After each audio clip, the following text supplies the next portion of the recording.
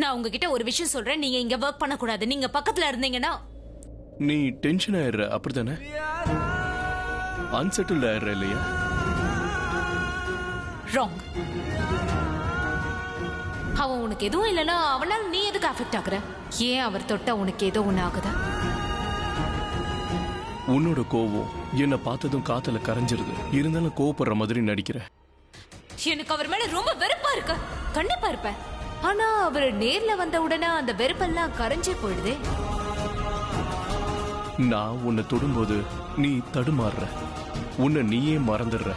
என்னோட பழைய பிரக்யாவா மாறிடுற. நீ முன்னாடி இருந்த பிரக்யா இல்லன்னு எத்தனை முறை வேணாலும் சொல்லிக்க, மாறிட்டேன்னு சொல்லிக்க. ஆனா அவருக்கு நல்லாவே தெரியும், அவர் எப்ப நினைச்சாலும் அந்த பழைய பிரக்யாவை கொண்டு வர முடியும். என்னை பொறுத்த வரைக்கும் நீங்க எதுவுமே இல்லைன்னு எத்தனை வாட்டி வேணாலும் சொல்லு. ஆனா நான் எப்ப நினைச்சாலும் உன்னை என் சொந்தமா மாத்திக்க முடியும். இதான் உண்மை பிரக்யா. நீ அன்னைக்கு என்ன தள்ளி விட்டல, அப்ப கோவத்தால தள்ளி விடல. ஏன்னா உனக்கு நல்லா தெரியும், நான் மட்டும் உன்னை அப்படியே மார்போடு சேர்த்து அணைச்சேன்னா அப்புறம் நீயே வந்து என்கிட்ட சரண்டர் ஆயிடுவேன்னு எனக்கு தெரியும். I can understand your problem. எனக்கும் இப்படிதான் நடக்கும். நீ என் முன்னாடி வந்தா என்னால எதுவுமே பண்ண முடிய மாட்டேங்குது. எதுவுமே. நீயே பாரு, அங்க இருட்டு இருந்தது. ஆனா நம்ம 2 பேரும் ஒரே டச்சில் நம்ம யாருன்னு அடையாளம் தெரிஞ்சுக்கிட்டோம். என்ன உண்மைதானே? நீ இல்லைன்னு சொல்லுவ, ஆனா லட்சம் பேர் இருந்தாலும் என்னால உன்னை அடையாளம் கண்டுபிடிக்க முடியும்.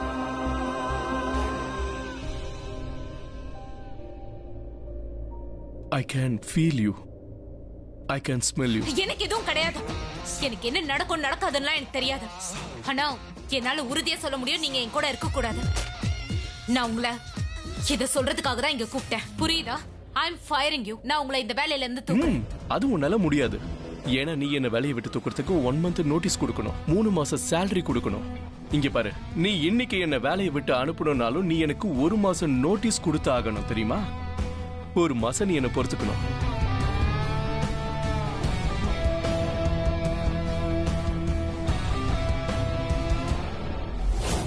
அது சரி.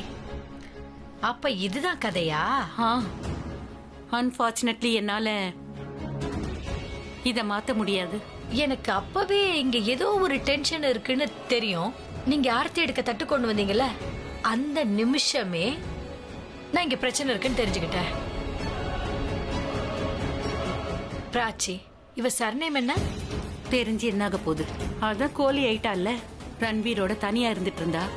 விக்ரமால இப்ப நேரா வீட்டுக்குள்ளேயே வந்துட்டா. அவர்தான் பையனும் மருமகளும் ஒரே வீட்டுல இருக்கணும்னு ஆசைப்பட்டாரு. ஆனா நீங்க ஆசைப்படல. நான் என் பையனை மட்டும்தான் விரும்புறேன். அட்லீஸ்ட் அவன் வீட்டுக்கு திரும்பி வந்தானே, அது நினைச்சு எனக்கு உண்மையிலே சந்தோஷம்தான். 2 வருஷம் அனுபவிச்ச வேதனைக்கு இப்ப கொஞ்சம் ரிலீஃபா இருக்கேன். ஆனாலும் வலி இருந்துட்டு தான் இருக்கு.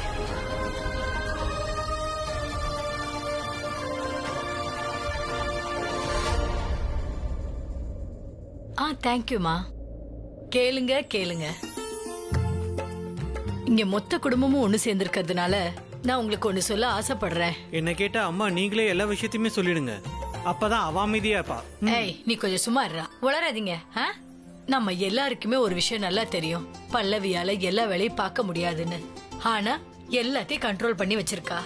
ஒவ்வொரு பொறுப்பையும் ரொம்ப நேர்மையா நிறைவேற்றி வச்சிருக்கா. வீட்டு வேலையா இருந்தாலும் சரி, வெளி வேலையா இருந்தாலும் சரி, எல்லாத்தையும் ரொம்ப நல்லா பாத்துக்கிட்டா. ரன்வீர் போனதுக்கு அப்புறமா இந்த வீட்டு வேலையும் பாத்துக்கிட்டா, இந்த வீட்டையும் பாத்துக்கிட்டா. இவ்வளவு நாள் அவ எல்லாத்தையும் தனியா பண்ணிக்கிட்டு இருந்ததுனால அவளோட சுமையை கொஞ்சம் குறைக்கிறதுக்காக அவ கிட்ட இருந்து சில பொறுப்பை திரும்பி வாங்கிக்க போறேன். அந்த பொறுப்புனா அவ இந்த வீட்டுக்கு முதலா மருமகளா காலடி வைக்கிறப்போ நான் அவளுக்கு கொடுத்தது.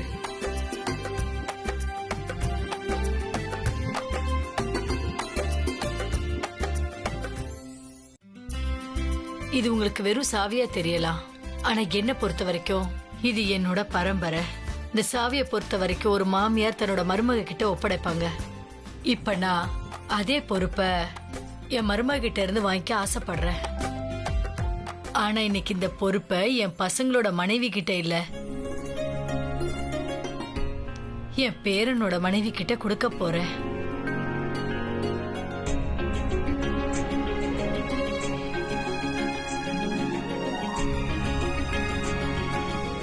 அதோட அவ முன்னாடி வந்து இந்த பொறுப்போட சேர்த்து என் ஆசீர்வாதத்தையும் வாங்கிக்கணும்.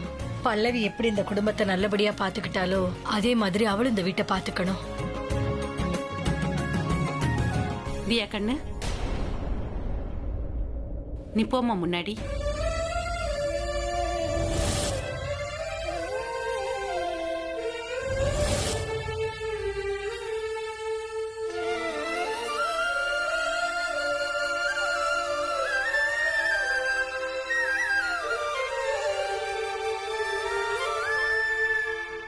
இல்ல மரியா, இந்த சாவியை இந்த வீட்டோட பெரிய மருமக கிட்ட தான் கொடுக்க ஆசைப்படுறேன்.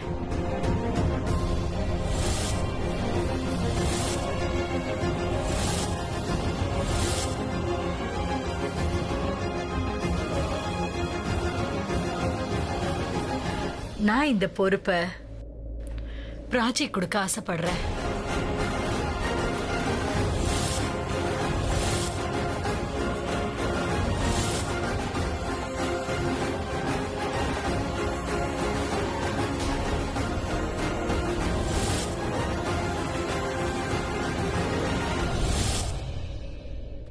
அத்தை, வீட்டோட பெரிய மருமக யாருன்னா வீட்டோட பெரிய பையனோட மனைவி தான். என்ன இப்ப இந்த வீட்டோட பெரிய பையன் சித்தார்த்,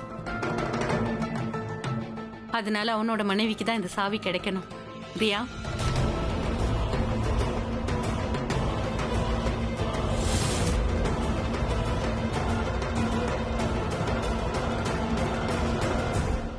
யார் அப்படி சொன்னா? அந்த மாதிரிலாம் எதுவும் கிடையாது. 1 மாசம் நோட்டீஸ், 3 மாசம் சேலரி, இதெல்லாம் உங்ககிட்ட யார் சொன்னது? நீதானே இந்த பேப்பர்ல சைன் பண்ண. இந்த பேப்பர்ஸ் பாரு. இந்த பேப்பர்ல நீ சைன் பண்ணன்ற விஷயம் எனக்கு தெரியாது. நான் இந்த கம்பெனியோட ஓனர் பண்ணதான் நினைச்சுக்கிட்டு இருக்கேன். இந்த பேப்பரை நான் இன்னைக்கு தான் சைன் பண்ணேன். சைன் பண்றதுக்கு முன்னாடி படிச்சிருக்கணும்ல. என்ன ப்ளீஸ் தயவு செஞ்சு இப்ப நீ வந்து டைமை தவிர மத்ததெல்லாம் என்கிட்ட இருக்குன்னு சொல்லிடாத. உண்மையாவே உங்ககிட்ட டைம் இல்லைன்னா என்கிட்ட இப்படி நீ டைம் பாஸ் பண்ண மாட்டேன். நான் பேப்பர்ஸ் படிச்சேன். சைன் பண்றதுக்கு அவ்வளவு ஆவலா இருக்கியா? நானும் இப்படிதான் ஒரு வாட்டி பண்ணேன். நான் படிக்காம கொள்ளாம பேப்பர்ல சைன் பண்ணிட்டேன். அப்புறம் ஒரு பெரிய ஸ்கேம்ல மாட்டிக்கிட்டேன். இங்க பாரு, நீ என்ன வேலையை விட்டு எடுக்கிறதா இருந்தா அதுக்கு முன்னாடி நீ வந்து 1 லட்சம் கொடுக்கணும். அப்புறம் 1 மாசத்துக்கு நீ என்ன பொறுத்துக்கணும். வேணும்னா நீ என்கிட்ட எக்ஸ்ட்ரா வேலை வாங்கிக்கலாம். அதுக்கான எக்ஸ்ட்ரா சம்பளம் நீ எனக்கு கொடுத்துறணும். Room clean, extra service. அதெல்லாம் எனக்கு எதுவும் வேண்டாம். May I coming ma'am? Yes yes yes, of course coming. Nihal, I want him to be fired. நான் என்ன பண்ணேன்? ஓ, இங்க பாரு, மேம் கிட்ட நீ கொஞ்சம் ஒரு விஷயத்தை எடுத்து சொல்லு. அதாவது மேம் வந்து என்ன வேலையை விட்டு தூக்குறத பத்தி பேசிக்கிட்டு இருக்காங்க. ஆனா அதுக்கான சில நடைமுறைகளை சொன்னா அதை புரிஞ்சிக்கல. அவங்க பாட்டு இஷ்டத்துக்கு ஏதோ பேசிக்கிட்டே இருக்காங்க.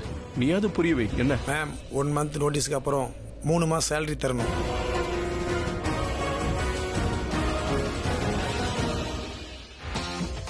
இவரை இங்க இருந்து கூட்டிட்டு போ ரைட் நவ. நீ என் கூட வா.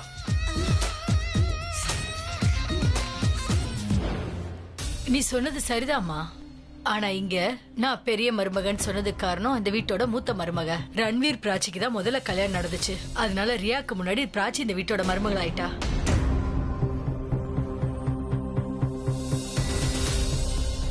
அந்த உரிமையில அவதான் இந்த வீட்டோட பெரிய மருமக. ஆனா அத்தை, ரியா வந்து ரன்வீரோட அண்ணி. அண்ணி வீட்டோட சின்ன மருமகள் ஆகிறது உங்களுக்கு வினோதமா தெரியலையா? யாருக்கு சாவி கொடுக்கணும் கொடுக்க கூடாதுங்கறத பத்தி நான் பேச விரும்பல. நான் கன்ஃபியூஷனை கிளியர் பண்ண பாக்குறேன். உறவுப்படி முறைப்படி பார்த்தா ரியா தான் இந்த வீட்டோட மூத்த மருமக. ஆனா சாவி அவகிட்ட தானே கொடுக்கணும். சரி, இதுக்கு மேல நான் எதுவும் சொல்ல விரும்பல. நீங்க என்ன செய்றீங்களோ செய்யுங்க. நான் என்ன சொல்ல ஆசைப்பட்டனோ அதை சொல்லிட்டேன் அத்தை. ஆனா நீங்க பண்றது தப்பு. சரியா சொன்ன தேஜு. ஆனா அத்தை சொல்றதுலயும் எந்த தப்பும் இல்ல. முதல்ல சின்ன பையனோட கல்யாணம் நடந்துருச்சு, அப்புறம் பெரிய பையனோட கல்யாணம் நடந்தது. இப்ப சாவி யாருக்கு கிடைக்கணும்? ஒரு வேலை செய்யலாம். இந்த வீட்டை இந்த 1 வாரத்துக்கு யார் நல்லபடியா பாத்துக்கிறாங்களோ, எவ்வளவு முக்கியத்துவம் கொடுக்கறாங்களோ அவங்களுக்கு தான் முழு தகுதியும் இருக்கு. உங்கள யார் தகுதியானவங்கன்னு பாப்போம். 1 வாரம் வரைக்கும் இப்ப எப்படி நடக்குதோ அதே மாதிரி நடக்கட்டும். 1 வாரத்துக்கு அப்புறம் எல்லாருக்குமே உண்மை தெரிஞ்சு போயிடும். அதாவது எந்த மருமக ரொம்ப பொறுப்பா இருக்கான்னு. பிராச்சியா இல்ல ரியாவா? இங்க பாருங்கம்மா, இது கூட சரிதான். இந்த 2 மருமகளுக்கும் ரொம்ப ப்ரெஷரா இருக்கு எப்படி சாவி வாங்குறதுன்னு. நல்ல மருமகன்ற பேர் எடுக்கிறதுக்காக எல்லா வேலையும் இழுத்து போட்டு செய்வாங்க. 2 மருமகட்டையும் நல்ல குணம் இருக்கு. நம்ம பெரிய மருமக யாருங்கறதா இப்ப கண்டுபிடிக்கணும். என்னத்த பண்ணலாமா? உங்களுக்கு சரிதானே? இதுல எனக்கு எந்த பிரச்சனையும் இல்லம்மா. இன்னைக்கு நான் செய்ய போற வேலையை ஒரு வாரம் கழிச்சு செய்ய போறேன். 2 பேருமே இந்த வீட்டு மருமக தானே. ஆனா யாரு பெரிய மருமகன்றது ஒரு வாரத்துக்கு அப்புறம் தான் தெரிய வரும். சரி சரி சரி சரி, எல்லாருக்கும் நான் வாழ்த்துக்களை தெரிவிச்சுக்கிறேன். ஆசீர்வாதம் பண்றேன். 2 பசங்களோட 2 பொண்டாட்டிங்களும் மாமியார் வீட்டுக்கு வந்துட்டாங்க. கிரகப்பிரவேசமும் நல்லபடியா முடிஞ்சது. இப்போ இந்த வீடு கல்யாண வீடா மாறி போச்சுண்ணே. 2 பேருக்கும் இப்பதான் கல்யாணம் ஆன மாதிரி இந்த 2 மருமகளையும் கூப்பிட்டுட்டு வந்திருக்காங்க. நீங்க மாத்திரை சாப்பிடுறீங்க தான், ஆனா இப்ப நம்ம கொஞ்சமா டானிக் சாப்பிடலாம்ல. என்ன சொல்றீங்க? நீங்க இருக்கீங்களே, எப்ப சந்தர்ப்பம் கிடைக்குதுன்னு நம்ம காத்துட்டு எப்பவுமே இந்த சமயத்துக்காக தானே நம்ம காத்துட்டு இருப்போம். சந்தோஷமா இருக்கும் போதே பாட்டில ஓபன் பண்ணி அப்படியே காத்துல அப்படியே பறக்கணும்.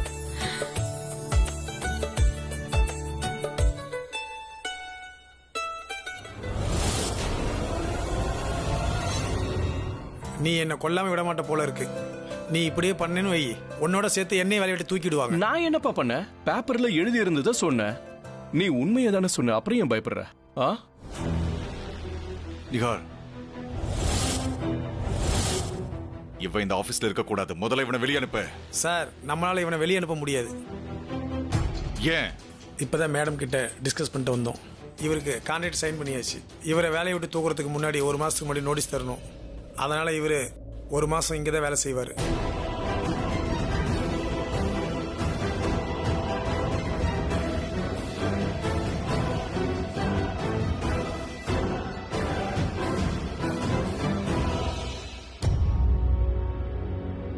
அது இருக்கட்டும். நேத்து ஏற்பட்ட காயம் இன்னும் வலிக்குதா? பிரக்யா கிட்ட இருந்து விலகிரு. என்ன, நான் வேலை பார்த்தாலும் சரி பார்க்கலனாலும் சரி, நான் எப்பவும் அவ கூட தான் இருப்பேன், பக்கத்திலேயே இருப்பேன். அப்புறம் விலகி இருக்கிறதுக்கு உனக்கு என் உதவி தேவைப்பட்டதுன்னா தாராளமா சொல்லு. I will help you.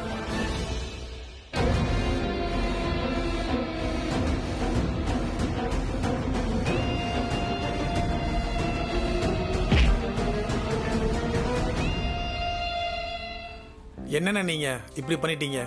மேடத்துக்கு அபிக்கு பிரச்சனை இருக்குன்னு நீங்க சொல்லவே இல்லை. அண்ணா, உங்ககிட்ட நான் அப்புறமா பேசுறேன். யாரும் அண்ணனா? அபி, பிரக்யா மேமுக்கு ஏன் உன்னை பிடிக்கல? இவ்வளவு ஹேண்ட்ஸமான ஒரு ஆளை எப்படி உங்களுக்கு பிடிக்காம போச்சுன்னு எனக்கு தெரியல. நான் சீரியஸா கேக்குறேன். கௌதம் சாருக்கு உன்னை பிடிக்கல ஏன்? சேம் ப்ராப்ளம் பா. என் பர்சனாலிட்டி அப்படி இருக்குல்ல. நான் ரொம்பவே ஹேண்ட்ஸமான ஆளு. என்னை பார்த்து நேசிக்கிறதுக்கு பதிலா பொறாமப்படுறாங்க. உனக்கு நான் இங்க வேலை கொடுத்து ரொம்ப பெரிய தப்பு பண்ணிட்டேன். அண்ணன் சொன்னதால கான்ட்ராக்ட்ல கையெழுத்து வாங்கிட்டேன். யாரும் என்ன வேலையை விட்டு தூக்க போறதுல உங்க அண்ணனுக்கும் அந்த பணம் கிடைச்சிரும். அதான் நான் இருக்கேன்ல. அண்ணனோட பணம் கிடைச்சிரும். ஆனா என் பணம் என்ன ஆகும்? இதுல உன் பணம் எங்க இருந்து வந்தது? அதான் என் சேலரி. நான் வேலை பார்த்தா மாசம் மாசம் கிடைக்கும்ல. உன்னால அது போக போகுதுன்னு நினைக்கிறேன். அப்புறம் உன்ன மாதிரி கான்ட்ராக்ட்ல என்கிட்ட எதுவுமே கிடையாது. கான்ட்ராக்ட் இல்லையா? இது டென்ஷனான விஷயம் தான். டென்ஷனா? என் நிலைமையே மோசமா இருக்கு. டைரக்டா உன்கிட்ட எதுவும் சொல்ல மாட்டாங்க. எல்லா கோவத்தையும் ஏன் மேல காட்டுவாங்க. என்ன வேலை விட்டு தூக்கிடுவாங்க. அப்படி நடந்தது வெய்யி, அப்புறம் நான் மெக்கானிக்க வேலை பார்க்க வேண்டியதுதான். ரொம்ப ஜாலியா இருக்கு. நான் அங்க வந்துடுறேன். சும்மா காமெடி பண்ணுவோம். வேலைக்கு எதுவும் ஆகாது. நான் இருக்கேன்ல. உன்னை கண்டிப்பா கராஜுக்குள்ள நான் வர விடவே மாட்டேன். பிரக்யா மேடம் உங்க கேபின்ல கத்திக்கிட்டு இருக்காங்க. ஏன் கத்துறாங்க? நான் இந்த கேபின்ல எல்லாம் இருக்கேன். எப்ப ஒரு நிமிஷம் நீ சும்மா இருப்பா. என்னாச்சு? ஏன் கத்துறாங்க? அவங்க கேபின்ல இருக்கிற விண்டோ ஸ்டக் ஆயிடுச்சான். அதுல இருந்து ரொம்ப வேகமா காத்து வீசுது. நான் யார சார் கூப்பிடுறது? கோவத்துல இருக்காளா? எனக்கு அட்வைஸ் பண்ணிட்டு இருந்தல, இப்ப போய் அவங்களுக்கு அட்வைஸ் பண்ணு. போய் சொல்லு, எப்பவுமே நான் இருக்கேன். போ, நான் வேற யாரையா கூப்பிடுறேன். ஓகே, நானே பண்றேன். எனக்கு என்ன? ஏய் நில்லுப்பா. கண்டிப்பா என் வேலை போக போகுது.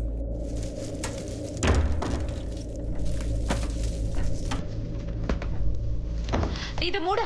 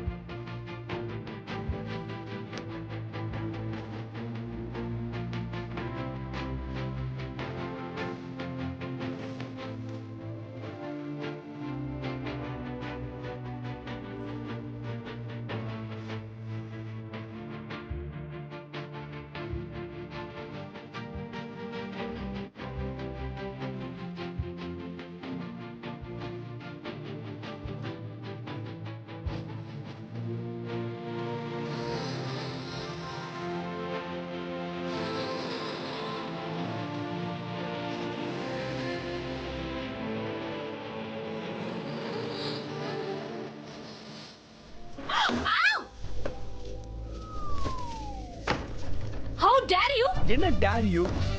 ஒரு தடவை முட்டினா கருப்பு நாய் கடிக்கணும் உனக்கு தெரியாதா? என்னை எந்த டாகும் கடிக்காது. ஏன் உன்னை கடிக்காது? என்ன கார்ல இருக்கு. ஆனா நான் நடந்து போறேன்ல, என் காலனில 2 கருப்பு நாய் இருக்கு. அப்புறம் 14 28 இன்ஜெக்ஷன் போட வேண்டியிருக்கும். இதானே நீ ஆசைப்படுற? யாரையாவது வர சொல்லு. இந்த ஜன்னலை எப்படியாவது மூட சரி சொல்லு. நானே மூடுறேன். வேற யாரையாவது அனுப்ப சொல்லு. நான் சாத்த கூடாதா? வேணாம். இப்படியே ஆடிக்கிட்டே இருக்கட்டும்.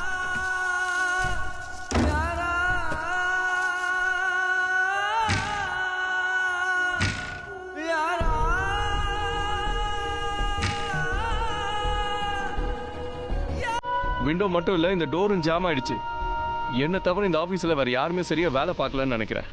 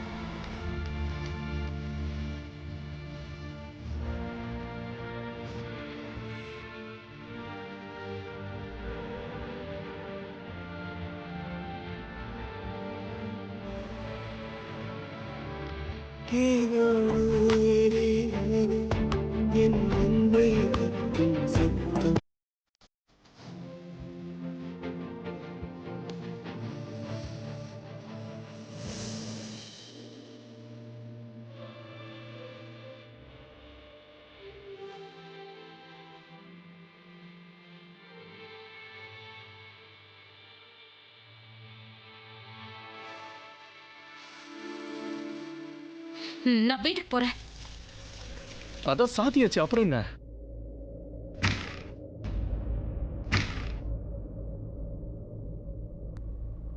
இந்தா இதுல தொடச்சுக்கோ. மொத்தமா நனைஞ்சிட்டேன். நான் கதவை திறக்கிறேன்.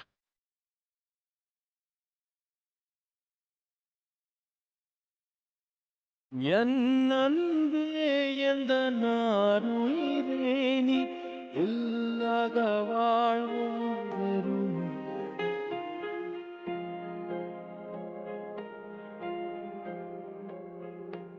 என் அன்பே எந்த நாருயிரே நீ இல்லாத வாழ்வும் வெறுமையடி. உன் கார் குழலும் அந்த மழை துளியும் என்னை தழுவிடும் போதுந்தன் ஞாபகம். திறந்தாச்சு. கதவு திறந்தாச்சு.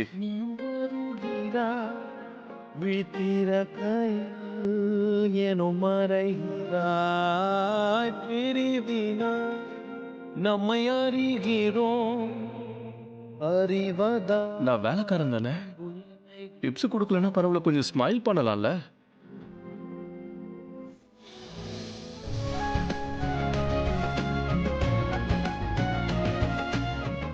போச்சுன்னா சித்தப்பா தான் ஜெயிப்பாரு. கண்டிப்பா என் பிள்ளை ஜெயிப்பான். சகுனி மாமா இருந்தாரு, இங்க ஏன் மாமா இருக்காரு. டேய் பாட்டியை பார்த்து சகுனி நான் சொல்றேன். அப்ப என்ன துரியோதரன்னு சொல்ல வரியா? அப்படி இல்ல. பாத்தியா எப்படி எல்லாம் பேசுறாருன்னு. அட போது நிறுத்துங்க. நீங்க எங்கே மகாபாரத ஆரம்பிக்க போறீங்களா என்ன? இந்தாங்க மறுபடியும் ஊருட்ற. இப்ப பாருங்க. நீங்க நினைச்சது வரணும் பாட்டி. கமான். அட ஒரு நிமிஷம், ஒரு வந்துருச்சுன்னா? நிமிஷம். நீங்க 2 பேரும் யார் சைடுன்னு முதல்ல முடிவு பண்ணுங்க. ஏன்னா இந்த கேம் வந்து எங்க அண்ணன் தம்பி 2 பேருக்குள்ள தானே. பெரிய அண்ணன் வர்சஸ் சின்ன அண்ணன். நீங்க 2 பேரும் இங்க என்ன பண்ணிட்டு இருக்கீங்க? இப்ப வரைக்கும் இந்த குரங்கு என்ன சப்போர்ட் பண்ணிட்டு இருந்தான். இப்ப அவன் அப்பாவுக்கு சப்போர்ட் பண்ணிட்டு இருக்கான். நான் ஏன் சப்போர்ட் பண்றேன்னா, என் வாழ்க்கையில நான் எப்பெல்லாம் புதுசா அச்சீவ் பண்றேன்னா அப்பெல்லாம் எனக்கு சப்போர்ட் பண்ணுவாரு. அதனால அப்பா இப்ப அச்சீவ் பண்ண போறாரு, அதனால நான் சப்போர்ட் நான் பண்றேன். எப்பவுமே ரன்பீருக்கு தான் சப்போர்ட் பண்ணுவேன். I love you bro. I love you too bro. Ranbir சொன்னதுதான் கேட்பேன். கேம்னா ஒரு நியாயம் வேணாமா? எல்லாம் சேர்ந்து ஒரே டீமை சப்போர்ட் பண்றீங்க. நான் என்ன லஸ்ஸி கலக்கி கொடுக்க வந்தேன்? அவன் சொல்றது சரிதான். அப்பா நீங்க தான் ஜெயிக்க போறீங்க, டென்ஷன் ஆகாதீங்க, அமைதியா இருங்க. என்ன ரொம்ப ஸ்ட்ரெஸ் ஆகுறீங்க, இது உங்க உடம்புக்கு நல்லது. நான் நல்லா தான் இருக்கேன். ஆனா நான் என்ன சொல்ல வரேன்னா, கேம் வந்து நியாயமா இருக்கணும்.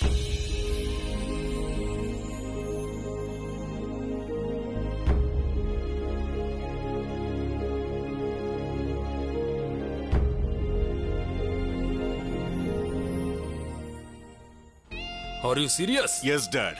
எது வேணாலும் பண்ணுங்க, என்ன வேணாலும் பண்ணுங்க. லீகல் டேர்மை பார்த்து அந்த அபியை இந்த ஆபீஸ்ல இருந்து தூக்கி வெளியே ஏறிக்க. நீ பிரக்யாவை ஃபோக்கஸ் பண்றதை விட்டுட்டு அந்த வேலைக்காரன் மேல ஃபோக்கஸ் பண்ணிட்டு இருக்க. Don't worry about that. Driver assistant என்ன வேணா இருந்துட்டு போட்டும். பிரக்யா கிட்ட நெருக்கமா போய் அவளோட ப்ராப்பர்ட்டி எல்லாத்தையும் உன்கிட்ட வர வைக்கிறது தானே உன்னோட பிளான். நீயும் ஹீரோ மாதிரி தான் போன, ஆனா வில்லன் மாதிரி பயங்கரமா அடி வாங்கிட்டு வந்துட்டியே. இதுக்கப்புறமும் உன்னோட பிளானை நீ டிலே பண்ணிட்டே இருந்தன்னா அப்புறம் பிரக்யாவோட ஆக்ஷன் ரொம்ப வேகமா இருக்கும். முன்ன மாதிரி அவ ஒன்னும் ஆஸ்திரேலியாவில் இல்ல, நம்ம இஷ்டத்துக்கு நம்ம இங்க என்னன்னாலும் பண்றதுக்கு. அவ எப்ப இங்க திரும்பி வந்தாலோ எல்லா அதிகாரத்தையும் அவளே எடுத்துக்கிட்டா. எல்லாமே அவளோட கண்ட்ரோல்ல இருந்தா அப்புறம் நமக்கான ப்ராஃபிட்டா நாம எப்படி எடுக்க முடியும்? அதனால அவனை விட்டு உன்னோட பிளான்ல மட்டும் கான்சென்ட்ரேஷன் பண்ண. ஃப்ரெண்டாக கல்யாணம் பண்ணி என்ன வேணும்னாலும் பண்ணிக்கோ. ஒரு தடவை அவ ப்ராப்பர்ட்டி எல்லாத்தையும் எழுதி வாங்கிட்டேன்னா அதுக்கப்புறம் நமக்கு எந்த கவலையும் கிடையாது, நிம்மதியா இருக்கலாம். அதை தான் நான் பண்ணிக்கிட்டு இருந்தேன் டாட். இந்த சைக்கோ எங்க இருந்து குறுக்க வந்தான்னு தெரியல. அது மட்டும் இல்லாம அவன் பிரக்யா பக்கத்துல போக கூடாதுன்னு என்ன மிரட்டுறான். அவன் எதுக்கு உன்கிட்ட இப்படி எல்லாம் சொன்னான்? அதெல்லாம் எனக்கு தெரியாது. ஆனா ஒரு விஷயம் மட்டும் எனக்கு ஷியரா தெரியும். அவன் எப்பவுமே பிரக்யா கூட தான் இருப்பான். அதனாலதான் அவனை வேலையை விட்டு தூக்குங்கன்னு சொல்றேன். அப்படி நடக்க வாய்ப்பே இல்லை. அட்லீஸ்ட் நீ ஒரு மாசமாவது பொறுத்தே ஆகும்.